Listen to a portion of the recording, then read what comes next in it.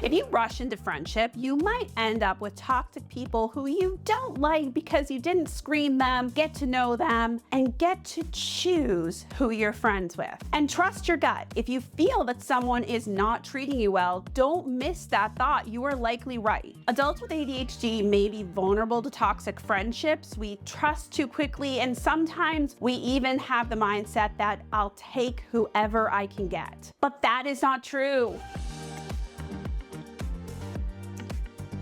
Hi friends, I'm Caroline Maguire, and I'm here to talk about all things ADHD and friendship. Please like this video, subscribe to my channel, and share this video with someone who needs it. Let's talk about red flags that you can identify to help you forge healthier relationships and to backpedal when you find someone is toxic. Signs of a toxic friend is actually kind of apparent if you pause, I know, easier said than done, and look at it.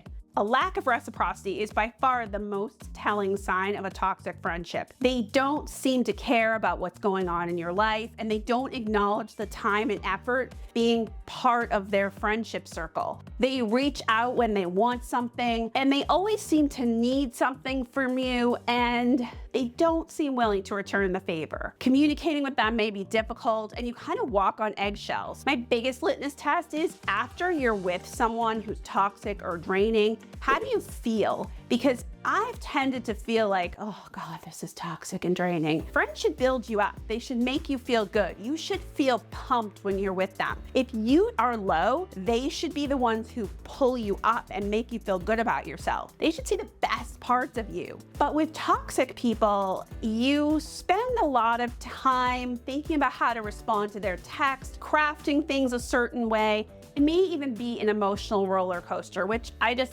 don't have any patience or time for. You feel like you have to mask or hide things to avoid criticism, and they may even kind of bully you in subtle ways. My son always says this is like bullying without bullying, telling you what to do without telling you what to do.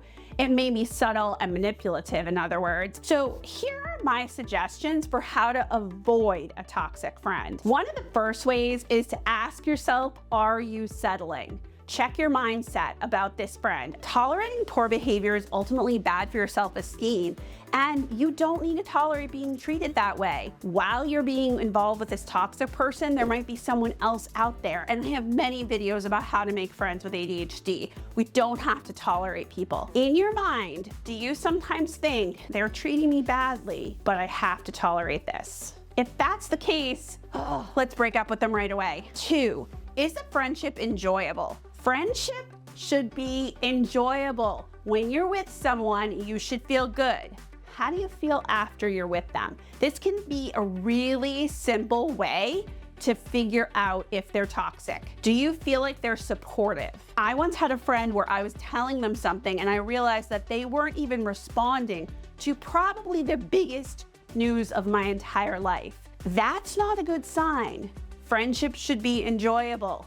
3, decide and set some criteria, especially if you found yourself in toxic relationships before. How do you want to be treated? How do you want to feel after being with your friends? That way, when you get into a friendship, you have 4 or 5 criteria, and if they don't meet it, you can say, well, I'm not gonna put this person in the friendship bucket, or this is toxic and I'm gonna move away from them. 4, if identifying your feelings is difficult, which there are a lot of people with ADHD who have alexithymia and have a really hard time identifying your feelings in the moment, 1, collaborate with someone. Having a body double or a buddy, a therapist, someone you can talk to consider your feelings and needs and identify them after can be a tremendous way. You can use a feelings chart, something that helps you think about and identify your feelings. One of the big ones though is, are you having fun?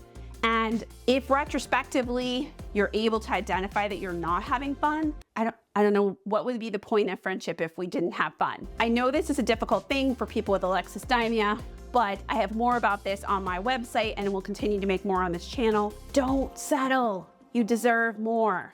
5, meet many people. I make videos, a lot of videos about how to find friends, because if you put yourself in situations where you'll have opportunities to interact with people and make friends, then you're less likely to tolerate toxic behaviors or have that feeling that this is all I can get. I want someone who just will be friends with me. I will tolerate that. The more people you meet, the more people you interact with, the more social opportunities you have, and I know this is easier said than done, then you are less likely to tolerate one person and their toxic behavior, or even enter a relationship where you kind of know they're toxic.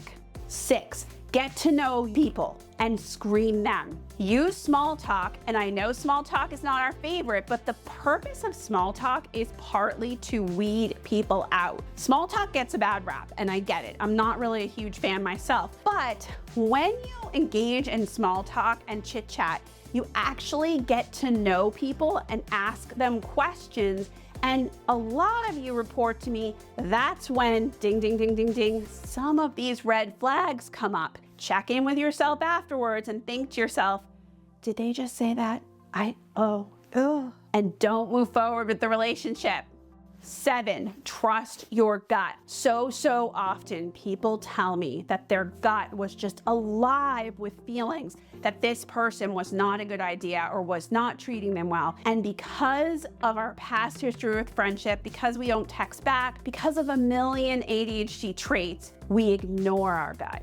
Don't ignore your gut. If your gut is telling you someone is toxic, they probably are. 8, don't trust too quickly. One of the reasons I talk a lot about rushing into friendship isn't that I don't do it myself sometimes, and it isn't that I don't know how wonderful it can feel. It's that trust is earned. Over time, people earn trust.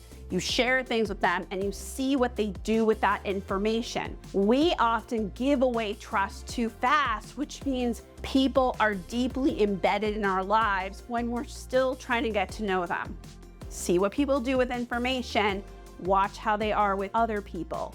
One of my big litmus tests is, how do they treat wait staff? To me, every toxic person that I've been involved with, there have been little flags like that that have told me that they're not a nice person. I'm nice to people even when I have a huge mess to untangle, and I kind of want my friends to be the same way. And a lot of times I've ignored those red flags, and then later I've been like, oh, shouldn't have ignored that. 9, do something you are good at every day. Take a strengths inventory.